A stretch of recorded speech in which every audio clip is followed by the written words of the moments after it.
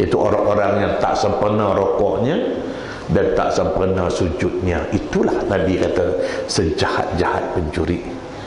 Rokok tak sempurna. Macam mana tak sempurna? Sebab tak ikut Nabi. Macam mana Nabi rokok? Tengoklah.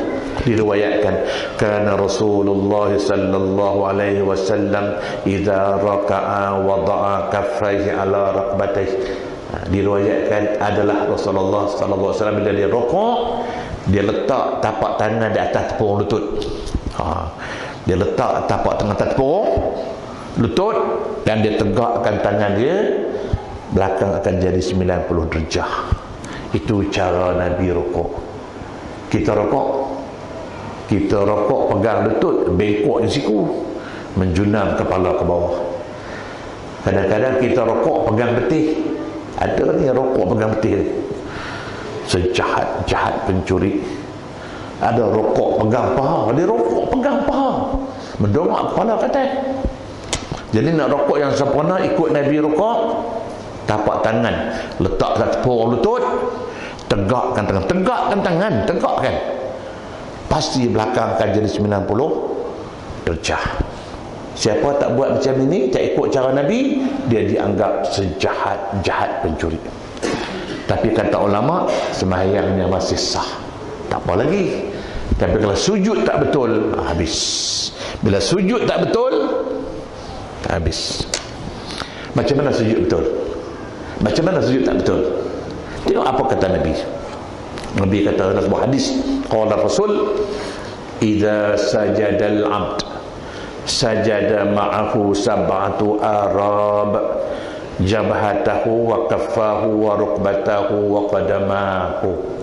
Sadaqah Rasulullah, yang bermaksud apabila sujud seorang hamba dalam sembahyang, bila dia sujud, maka sujud bersamanya 7 anggota. Berapa?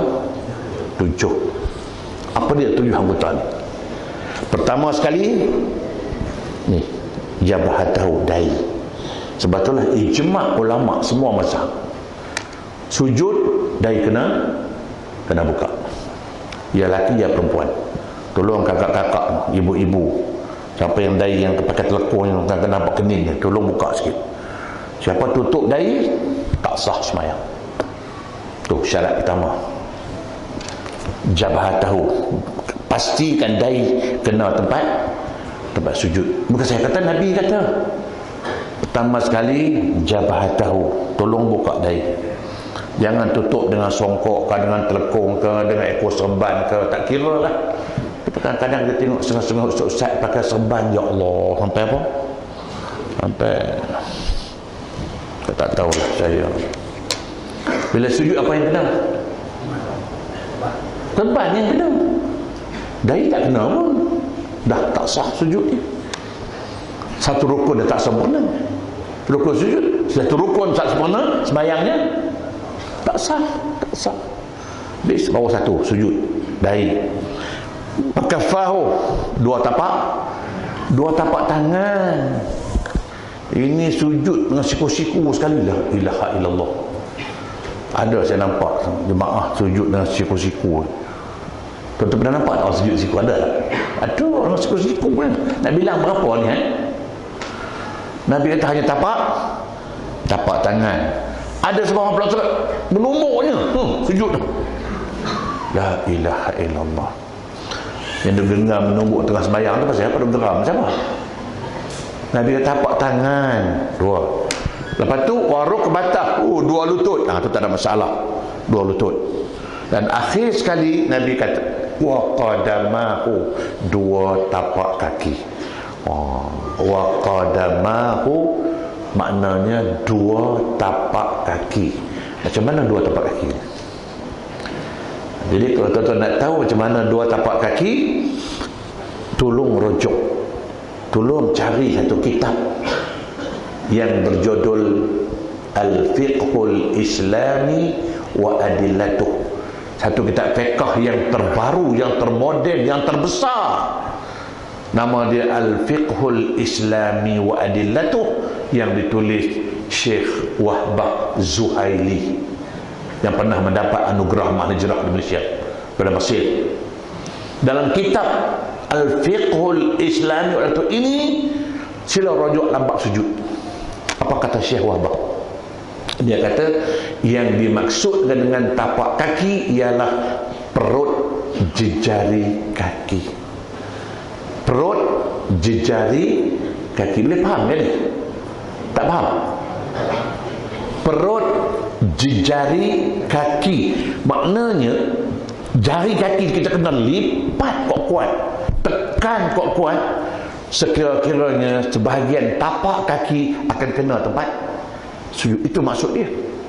Tapi hari ini saya tengok, Masya Allah, ada yang bila sujud sikit kaki kena, ibu jari kena. Ada yang selang kaki, ada yang angkat kaki pun ada yang lurus kaki pun ada. Maka kata Syekh Wahbah tu, tilah rujuk kita ini. Syekh Wahbah Zuhadi kata, kalau inilah cara sujud, dia pacak kaki, dia tegak kaki, lurus kaki, selang kaki, maka kata Syekh Wahbah Zuhadi, semua ini dianggap sujudnya tidak sempurna. Bila sujud tidak sempurna, satu rukun sudah rusak. Rukun apa? Rukun sujud. Bila satu rukun rusak, sembahyangnya tak sah. Ini berlaku hari ini. Mana sembahyang tu tak sah. Daripada kecil sampai ketua sembahyang, kalau itulah cara dia, sembahyang tuan-tuan tak sah, kata Syekh Wahbah Zuhaili. Bila sembahyang tak sah, akaun kita ada? Bila akaun tak ada, pahala tu bersimpan tak? Tak. Inilah realiti tuan-tuan. Sebab itulah mari kita nak fikirkan, selamat kita dah mati besok.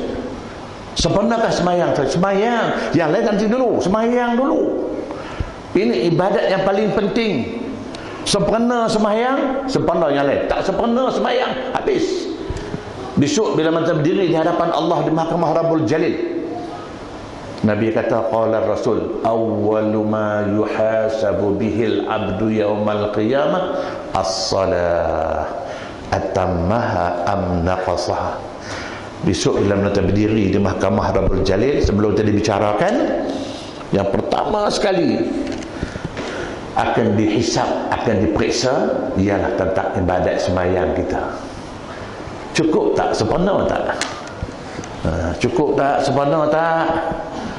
Kalau sembahyang sempurna, barulah dia kira puasa kita, zakat kita, haji kita. Kalau sembahyang dia tak sempurna, habis. Allah kata cukup, human masuk neraka, habis cerita. Malaikat apel, ya Rabbul Jalil, ini dia puasa tak nak tinggal, haji 4 kali, habis, out, masuk neraka. Sebab itulah sembahyang. Tuan-tuan, tolong pastikan sembahyang tuan-tuan sah. Lebih-lebih lagi masa sujud. Kalau tuan-tuan sujud tak sempurna, sembahyang tuan-tuan tak sah, tuan-tuan seorang yang tak sah. Tapi kalau imam yang tak sah, siapa tanggung dosa makmum? Siapa tanggung sembahyang makmum? Ingat masa sujud, wa qadamahu, dua tapak kaki. Tuan-tuan masa nak sujud kena tekan jari kuat-kuat, tekan jari tu.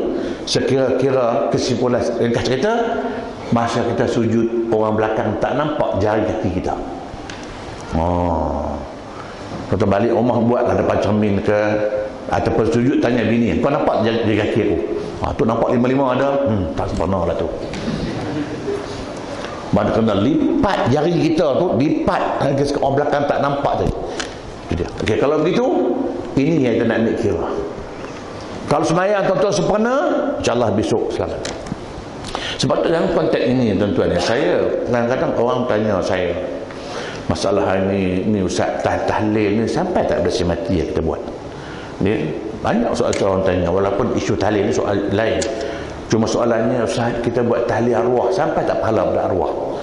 Saya jawab tadi lah. Kita nak sampai tidak, kena tengok pula yang orang yang mati itu ada akaun akhirat tak? Jadi yang saya, apa dia akaun akhirat Ustaz? Saya kata 2, 4, 4, 3, 4 tu lah. Apa benar 2, 4, 3, 4 Ustaz? Sembahyang dia, subuh, zuhur, asar, maghrib dan isyak. Kalau orang tu orang sembahyang, kita buat tahlil sampai. Jangan bimbang. Tapi kalau sembahyang tak ada, sembahyang tak pernah, ke masjid tak pernah, sujud sembah Allah tak pernah, buat tahlil sampai tak? pergi masjid, bagi buat jariah masjid, tabur masjid. Oh, ni tabur mak saya 10,000, 100,000. Mak sembayang tak? Ada akaun akhirat tak? Kalau tak ada akaun, pahala sampai tak? Maka sebab itulah tuan-tuan, pastikan akaun akhirat kita ada. Tapi hari ni orang kita Melayu dah tradisi. Acah akan mati saja tahlil. Betul tak?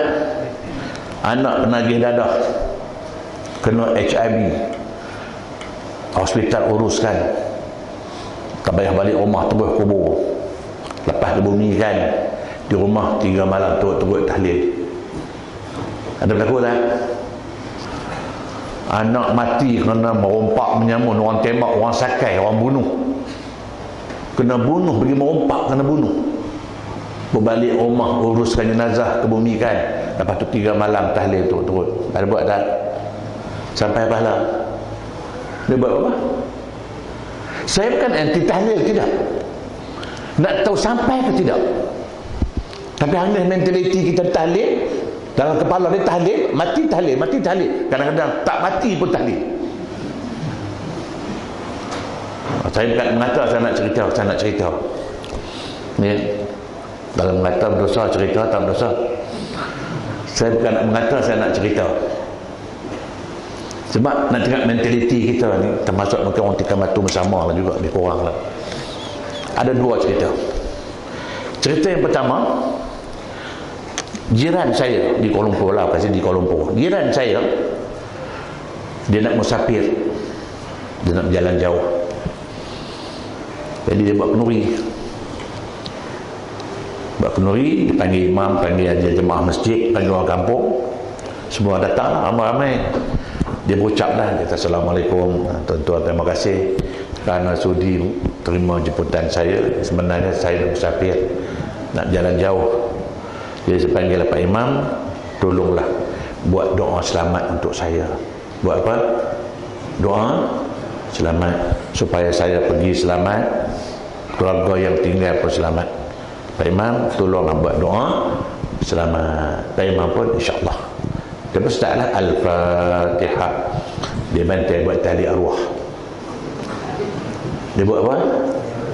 Yang tu rumah nak apa? Doa selamat. Dia buat Al-Fatihah. Tahlil kan? Dia betul tahlil. Sampai habis tahlil, dalam doa tahlil, doa arwah, tu rumah tegur, Pak Imam, saya bukan nak buat tahlil arwah, keluarga saya tak nak mati lagi, saya nak berdoa selamat. Pak Imam jawab, sama lah tu. Bukan imam sini, imam sana lah. Dia jawab, sama lah tu. Sama tak? Sama tak? Mana sama? Tuan rumah nak buat doa selamat, yang awak buat tahlil arwah tu, arwah siapa? Sebab mentaliti kita ni acak kenduri tahlil, tahlil kenduri. Nak buat tahlil kenduri, bila kenduri tahlil. Tak ada kenduri apa? Kenduri nak kaikah anak cucu ke, kenduri anak masuk asrama ke, kenduri kesyukuran naik pangkat ke, tahlil arwah. Nak sambut hari kebangsaan, nak sambut hari merdeka di masjid negara, tahlil arwah. Nak sambut hari keputeraan Doli Yang Maha Mulia Seri pada Yang di-Pertuan Agong, hari keputeraan di masjid negara, tahlil arwah. Apa hidup gitu. Sebab mentaliti kita asal kenduri tahlil. Dalam buat tahlil kenduri. Ubahlah. Satu. Yang kedua, cerita yang hampir sama. Betul-betul jiran rumah saya, dia buat kenduri. Dia kata kenduri 3 in 1, 3 dalam 1. 3 dalam 1. Yang pertama, kenduri kekah cucu. Kekah cucu, umur cucu dia dah 6 bulan. Sepatutnya kekah buat hari apa? Nabi kata tuzbahu anhu yaumus sabi'. Sepatutnya akikah hari ke-7 lepas kelahiran.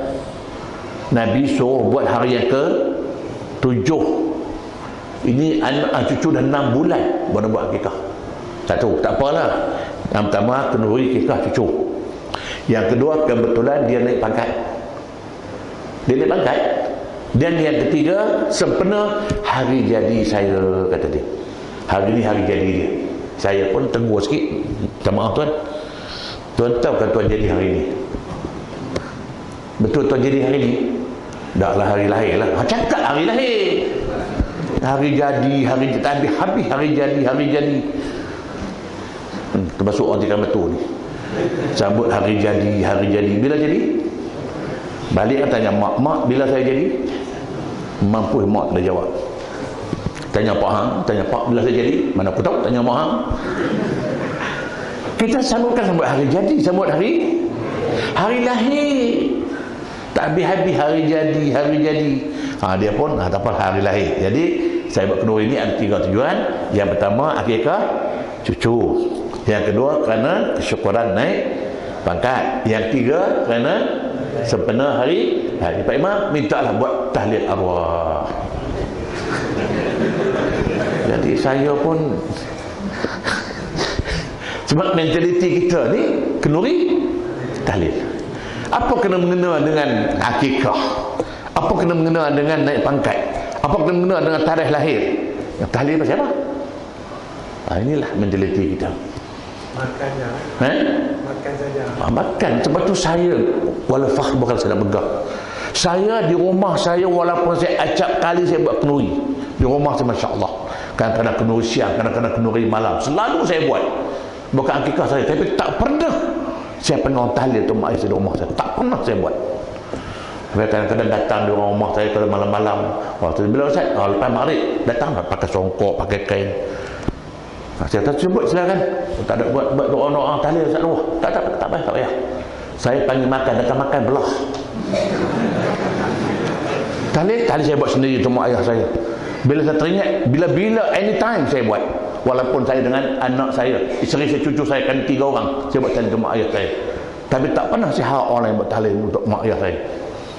Kalau buat kenduri, saya buat kenduri. Saya panggil untuk makan kenduri, kita makan belah. Habis cerita. Tak terima kasih pun tak apa, saya panggil buat kenduri. Ini asal kenduri, tahlil kenduri. Termasuk orang tiga batu lah. Okey, habis ya? Habis. Itu nak kaitkan dengan ma'al hijrah supaya kita sambut hijrah dengan penuh kesedaran. Satu. Yang kedua tuan-tuan, bagi saya lah, mungkin cakap panjang kan, mungkin masa tak diizinkan, saya buat ringkasan. Bila mana kita nak sambut hijrah, mahal hijrah ini, hijrah berlaku bila hijrah berlaku? Saya nak kait sikit. Hijrah bukan berlaku 1 Muharram. Yang kita sambut itu kedatangan tahun baru Islam. Bukan kena mengena dengan hijrah Nabi itu. Yang kita sambut ialah ma'al hijrah, kita sambut kedatangan tahun baru Islam. Baik, kita nak kait dengan hijrah. Hijrah bila berlaku? Hijrah berlaku, riwayat mengatakan tarikh Nabi keluar daripada Mekah. Ada riwayat mengatakan 7 hari bulan, ada orang mengatakan 6 hari bulan. Qila wa qal. Yang penting Nabi pergi sampai ke Madinah. Masa Nabi masuk ke kota Madinah bertepatan 12 Rabiul Awal. Bukan bulan Muharram. Hijrah berlaku bulan apa? Rabiul 12. Baik, kalau begitu ulama cuba tengok balik, buka sejarah. Rupa-rupanya tuan-tuan cuba tengok, Nabi lahir 12 Rabiul Awal. Nabi hijrah sampai kota Madinah, masuk kota Madinah. Masa Nabi masuk ke Madinah bertepatan 12 Rabiul Awal, dan baginda wafat 12 Rabiul Awal. Subhanallah. Apa ada kena mengena dengan angka ini? Apa kena mengena dengan 12 ini? Nabi lahir 12 Rabiul Awal, hijrah dan masuk Madinah 12 Rabiul Awal, baginda wafat pun 12. Apa kena mengena angka ini? Ulama buat kajian. Bila ulama buat kajian, tak ada nas, tak jumpa nas hadis ke Quran ke ulama-ulama salafnya pendapat, tak ada sebut langsung. Kalau begitu ulama-ulama mutaakhirin buat kesimpulan. Dia kata kalau begitu angka tak ada kena mengena. berlaku atas diri Nabi secara musadafah, secara tak disengajakan dan tak dirancang. Tak disengajakan, kebetulan. Lahir 12, hijrah, masuk Madinah 12, wafat pun. Kalau begitu, kata ulama, angka tidak ada sebarang peranan dalam Islam maupun dalam kehidupan seorang umat Islam. Oleh itu, ulama-ulama berpesan jangan percaya pada angka. Tapi hari ini saya sengaja bawa cerita ini. Saya lihat sudah ada hari ini orang Islam yang mula percaya pada angka. Hari ini orang Islam percaya pada angka. Kalau orang bukan Islam tak pernah. Bagi contoh, cuba tengok orang Cina, tuan-tuan. Orang Cina ni, kalau dia beli kereta baru, kalau JPJ itu bermurah hati nak bagi dia satu angka, satu nombor 4, mampu tak nak. Kita tanya lah tengok. Dia tak nak. Dia nak beli rumah nombor 4, dia tak nak. Dia nak beli rumah jalan 4, dia tak nak. Pindah duduk tempat lain. Pasal apa? Sebab dia percaya nombor 4 bagi dia sial. Ignosansi. Si apa dia? Dia kata kalau gua pakai kereta nombor 4, kalau gua bawa itu kereta, gua langgar kambing tak mati, gua mati. Dia percaya tak apalah di Cina. Tiba-tiba orang Melayu Islam percaya pada angka. Kita dalam ini pun ada takut. Buktinya cuba tengok. Kadang-kadang tengah-tengah bawa motosikal laju, nampak kereta aksiden, emergency brake, ambil nombor kereta tu. Buat apa? Inilah. Apa kena-mengena angka tu dengan aksiden dengan tikam ekor tu? Dalam mentaliti dia, ini nombor ni kata. Tapi kena tak? Tak serik-serik. Tak apalah. Satu. Yang kedua, ini di kalangan masyarakat Melayu, bila nak kahwin, dia letak hantaran berapa? RM8,888.88. Ada berlaku tak? Yang 8 semua tu pasal apa? Ada pula orang letak hantaran berapa? RM9,999.99. Saya pernah sekali ikut satu rombongan pergi Minang. Saya ada dalam majlis tu.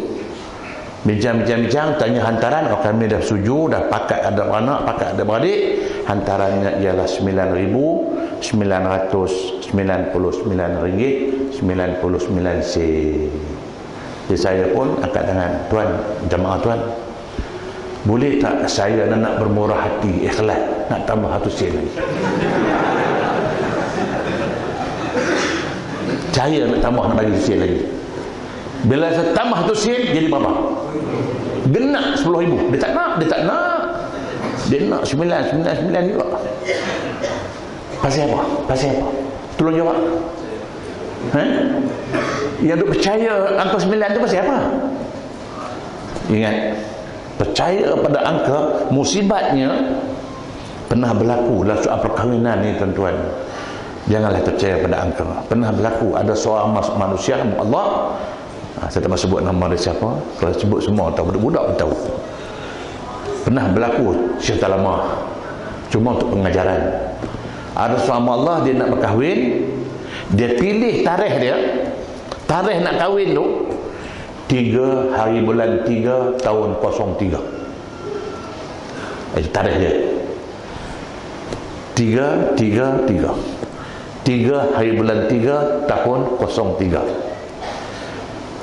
Hantaran RM33,333.33. Siapa tahu diam, jangan cakap banyak. Siapa yang tak tahu nak tahu, lepas ni jumpa saya, bawa pengkeras, saya beritahu. Tarikh kahwin 03/03/03. Hantaran RM33,333.33. Akad nikah dibuat di masjid jam 3 petang. Masa nak akad nikah, dia tanya Tok Imam, saksi nikah apa orang? Imam kata 2. Kenapa? Boleh kami minta saksi 3. Pak Imam kata tak pernah buat kerja saksi yang 3. Tak apalah, 2 berdua lah. Maka dia akan nikahkan. Oleh kerana percaya angka 3, semua 3, rupa-rupanya ngam-ngam usia perkahwinan mereka 3 tahun, genap 3 tahun. Akhir rumah tangga mereka punah ranah bercerai berai. Siapa dia orang? Jangan jawab. Habis. Itulah bagaimana musibat dia percaya pada angka. Maka sebab itu dah hal nak berkahwin, nak berumah tangga, jangan percaya pada angka. Betul kan orang kita pilih macam yang lepas itu hari 12 hari bulan 12 tahun 12. Berapa ramai orang kahwin? 12. Pasal apa? Lepas tu 13 tak ada dah kata dia. Yang ada 12. Ya, lepas tu 13 tak ada lagi dah sebab bulan 12 je. Jangan percaya pada angka. Itu hijrah. Baik, kalau begitu kesimpulan seluruhnya, kita tak malah cakap hijrah ni makan masa panjang. Sebab kesimpulan aja. Apa yang tuan-tuan boleh fikir tentang hijrah ini? Satu aja. Untuk tuan-tuan bawa balik sebagai oleh-oleh fikir dan tenung. Bagi saya, hijrah berlaku dirancang oleh Allah Subhanahu Wa Taala setelah 13 tahun Nabi di Mekah. 13 tahun Nabi di Mekah mengajak manusia kepada Islam, mengajak manusia pada agama Allah. Tuan-tuan tahu tak berapa orang masuk Islam sepanjang 13 tahun Nabi di Mekah? Berapa orang masuk Islam? Saya dipahamkan dalam kitab menyebut sepanjang 13 tahun Nabi mengajak manusia Mekah kepada Islam, yang masuk Islam hanya 600 dan beberapa belas orang.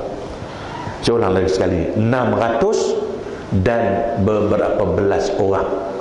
Kita kata belah 612, 613, 600, wallahu alam, tapi dia kata 600 dan beberapa belas. Berapa tahun?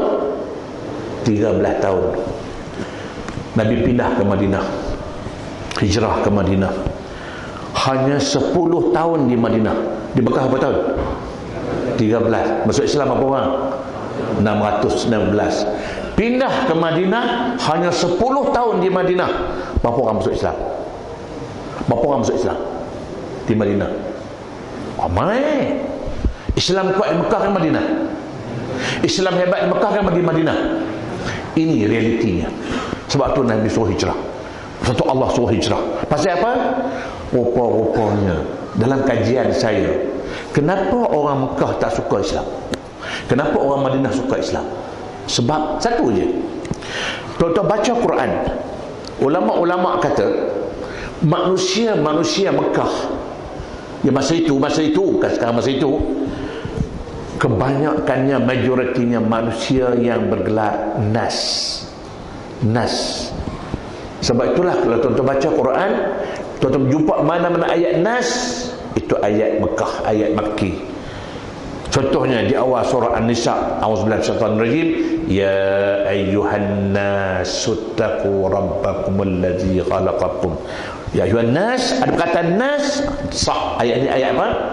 Mekah, karena manusia Mekah manusia nas. Qul a'udzu birabbin nas. Ini Mekah. Dia baca Quran, jumpa ayat nas, makna dia manusia, ini manusia Mekah. Sebab ulama kata manusia Mekah dan manusia nas. Baik, tuan-tuan baca Quran lagi, manusia Madinah ialah manusia insan. Ya ayyuhal insan laqad khalaqnal insan. Ini ayat Madani, diturunkan di Madinah. Sebab Madinah itu manusia insan. Daripada sini ulama buat kesimpulan, manusia Madinah manusia insan, manusia Mekah manusia nas. Kalau begitu 13 tahun Nabi berdakwah di kalangan manusia nas, tak ada faedah, tak ada guna. Maka sebab itu pindahlah tinggal manusia nas, pergi kepada manusia insan, berdakwah di kalangan insan, ramai terima Islam. Baik, ulama buat kesimpulan, hari ini kita nak cakap di kalangan manusia apa? Manusia apa yang kita cakap? Rupa-rupanya kita tahu hari ini yang ramai manusia nas. Sebab itulah lahirlah slogan daripada pihak pemerintah kita, memimpin kita, menjana modal. Kita kata menjana modal nas. Menjana modal apa? Cuma saya takut, bimbang yang bercakap tak faham makna apa. Kita nak menjana modal insan, nak melahirkan manusia-manusia insan. Sebab selagi ada manusia nas, Nabi berdakwah 3 tahun di Mekah, tak ada faedah. Tak ada faedah. Sebab ulama-ulama buat kajian, dia kata manusia nas ialah manusia yang suka kepada keburukan, suka kepada kejahatan, suka kepada mungkar, suka kepada fasik, suka pegang anjing, suka peluk anjing, suka mabuk, suka manusia apa ni? Walaupun dia pakai tudung kepala, dia nas. Yang suka maksiat, suka mungkar, suka jahat, ni manusia nas. Yang suka kepada baik, manusia insan. Ni yang datang masjid malam inilah, ini manusia-manusia insan di Batu ni. Tapi banyak inikah manusia di Batu ni? Banyak ini ya. Bukan semua di Batu ni, orang luar pun ada kan ni. Ya. Baik, kalau buat konsep agak ramai ni ya. Kalau buat konsep, ya Allah, macam terkatu jumpa lampu, itu nas. Maknanya dunia hari ini ramai nas kan ramai insan? Ramai nas. Kalau ramai nas, 13 tahun Nabi di Mekah tak ada faedah. Maka sebab hari ini kita nak tukar hijrah, tukar nas kepada insan. Nak cakap pasal dakwah, nak mengajak manusia buat baik, nak suruh buat baik. Kalau cakap ada sekelakan manusia nas, tak payahlah. Buat penat, rugi masa. Maka hijrah artinya ubah. Hijrah adalah perubahan. Ubah apa? Kita nak ubah manusia nas kepada manusia insan. Siapa yang nak ubah? Siapa yang nak ubah? Kerajaan tak mampu nak mengubah. Cikgu sekolah tak mampu nak mengubah. Dia nak mengubah mak bapak. Kita sebagai mak bapak, kita akan mengubah anak-anak kita.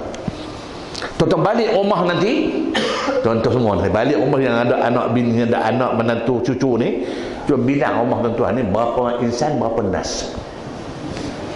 Tuan-tuan tahu dah, yang suka buat baik itu insan, yang suka jahat itu nas. Cuba bilang tengok. Saya insan, bini saya nas ke insan? Bilanglah, saya tak tahu lah bini tuan-tuan. Bini saya katalah insan. 5 orang anak yang sulung nas. Yang kedua insan. Yang ketiga nas. Yang keempat nas. Yang kelima nas. Tu bawa anak. Menantu pula.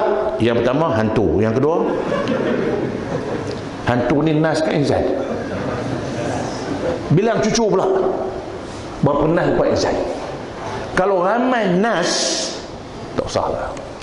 Jangan cakap keluarga bahagia, jangan cakap keluarga sejahtera. Maka sebab itulah hari ini cakap pasal hijrah, ubah. Hijrah ialah perubahan. Kita nak ubah pada manusia nah, pada manusia insan. Bila kita berjaya mengubah manusia pada insan, samalah Nabi pergi ke Madinah di kalangan insan. Hanya 10 tahun Nabi di Madinah, Islam jadi kuat, hebat. Jadi hari ini mak bapak, ibu-ibu, tuan-tuan berperanan nak ubah, nak hijrah. Artinya nak ubah daripada manusia nas kepada manusia insan. Kalau ramai manusia nas, susahlah. Kalau manusia suka kepada kejahatan, kemungkaran, macam kita cakap isu peluk anjing, isu sentuh anjing, touch a dog. Kita buat satu festival, satu pesta sentuh anjing. Sepatutnya kalau kita manusia ada akal, insan ada akal, yang pergi sentuh anjing tu pasal apa? Betul lah. Semua pendapat saya cakap memang tidak ada nas yang melarang kita pegang anjing. Cuma ada hadis yang mengatakan idza walaghal kalb ina'i ahadikum faghsilu sab'a marrat ihdaqun nabi turab. Itu Nabi kata. Nabi itu bila anjing jilat bekas kamu, jilat bekas, basuh dengan air 7 kali air, satu di antaranya dengan air tanah. Itu yang Nabi kata. Nabi tak kata kalau haram pegang anjing.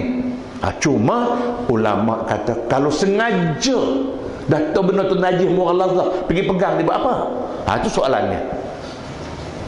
Nas ke insan? Nas ke insan? Nas.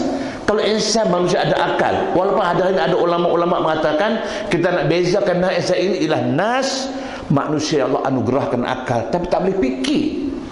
Tak boleh nak fikir mana baik, mana tak baik.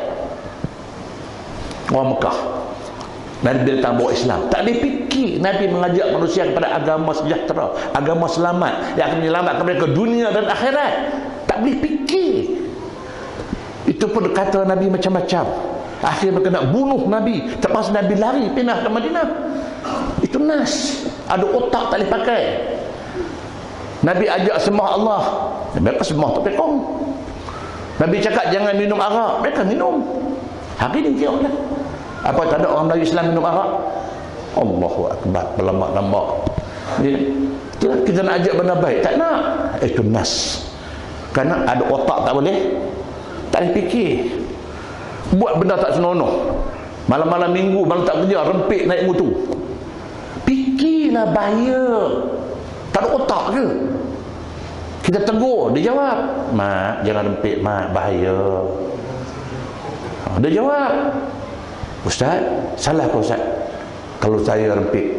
Sebab saya dah milih untuk saya mati di jalan yang lurus betul, siratal mustaqim tadi. La ilaha illallah. Tak senonoh punya kerja.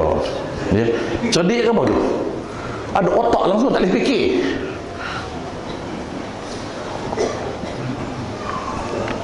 Jadi kesimpulannya saya kata manusia nas, manusia yang ada otak, ada akal, tak boleh fikir. Tak boleh nak fikir ini baik ke tak baik. Aku nak pergi serta ikut serta majlis yang perlu haji, baik ke tak baik. Aku nak pergi menjadi minum arak supaya aku mabuk, baik ke tak baik. Itu pun tak boleh fikir.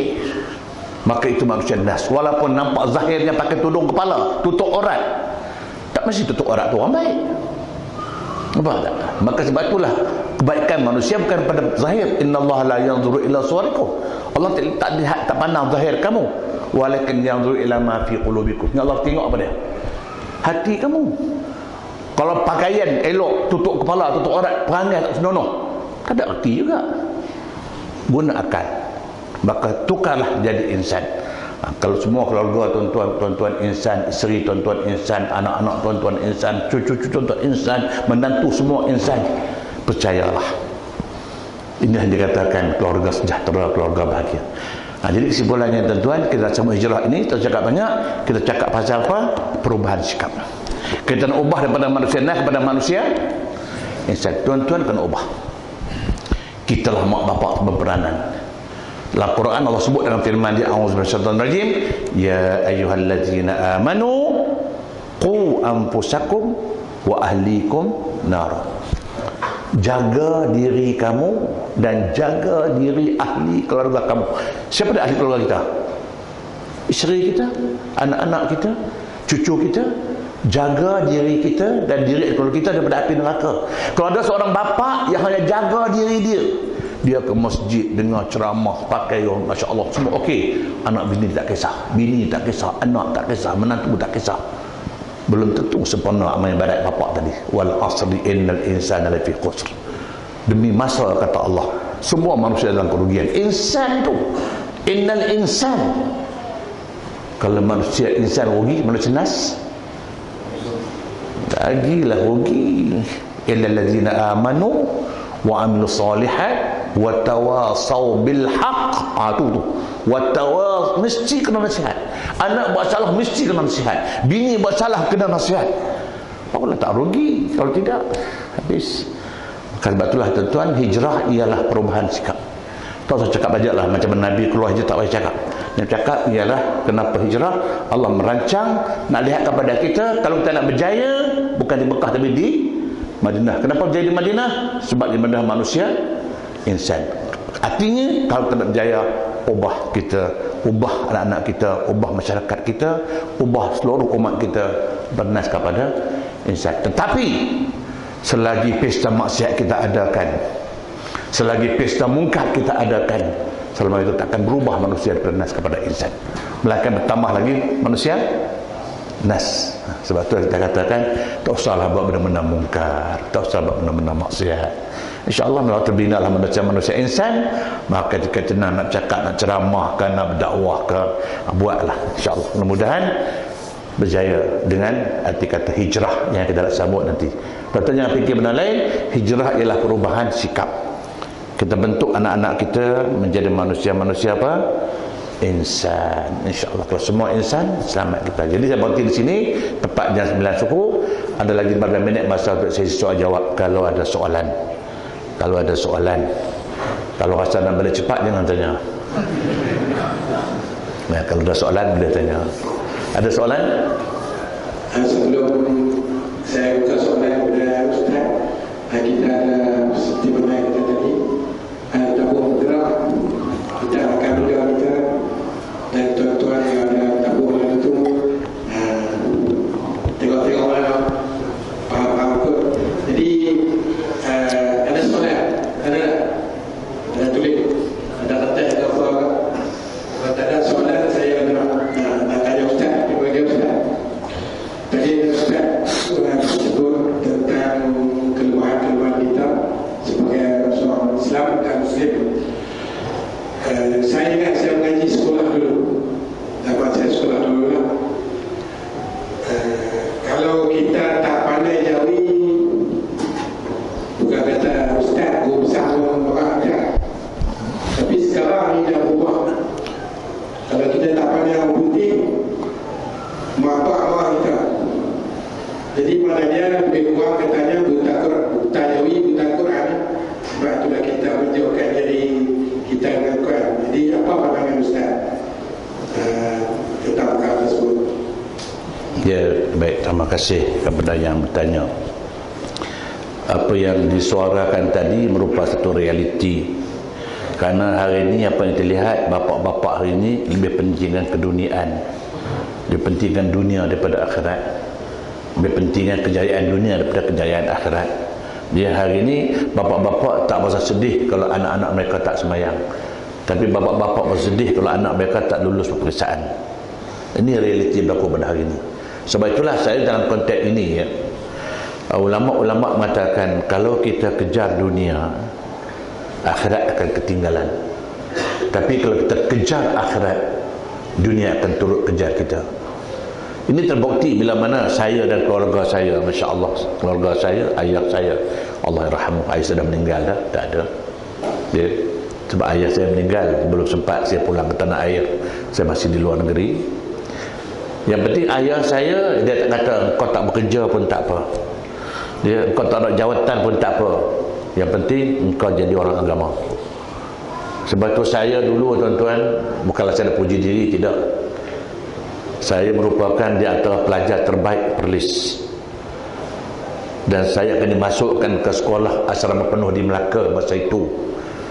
Masa itu Perlis dengan Melaka tu macam Malaysia dengan London hari inilah. Surat dihantar ke Melaka tak sampai, tadi tutup pun habis, saya tak dapat masuk asrama. Sebagai ganti, saya dimasukkan ke sekolah Derma English School, masuk sekolah orang putih. Tuan-tuan, sekolah orang putih, oh ayah saya jiwa dia tak diterima, tak boleh. Dia bertahan juga 2 tahun saya sekolah orang putih. Bukan tak tahu macam mana, dia tahu sekolah orang putih. Segi pakaian pula, saya pakai apa? Pakai seluar kaki panjang. Ya, pergi sekolah pakai seluar kaki panjang. Faham? Seluarnya pendek, yang panjang apa dia? Kaki. Ayah dia tak boleh. Dia panggil saya Can, cukuplah, berhentilah. Pak saudara saya, wakil rakyat, adik mak saya ada duit sikit, ayah saya tak ada duit. Mungkin dia ingat ayah saya tak mampu menyara saya pergi sekolah putih.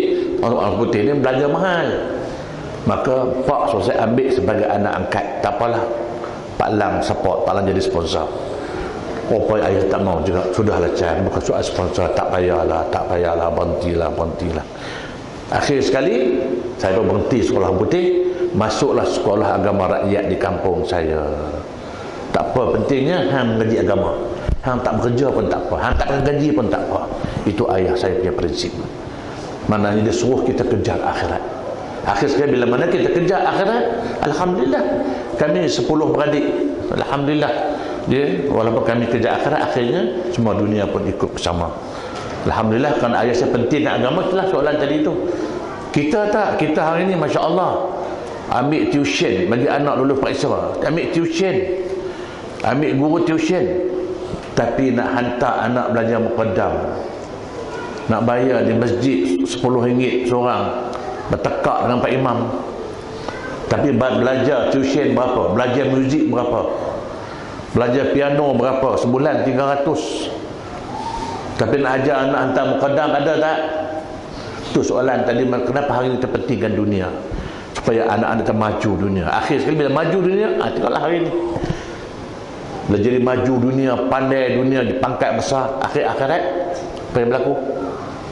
Maka sebab itulah tuan-tuan, kita jangan penting dunia, kita kejar akhirat, insya-Allah dunia akan kejar kita. Tapi kita kejar dunia, akhirat lari daripada kita. Besok untung tak? Habis. Maka sebab itu alhamdulillah, walaupun saya berhenti sekolah putih, kalau tak kena ayah saya tak nak sekolah putih, hari ini tak panggil Ustaz Abu Hassan, apa panggil Mr. Abu Hassan. Itulah mana pendirian ayah saya.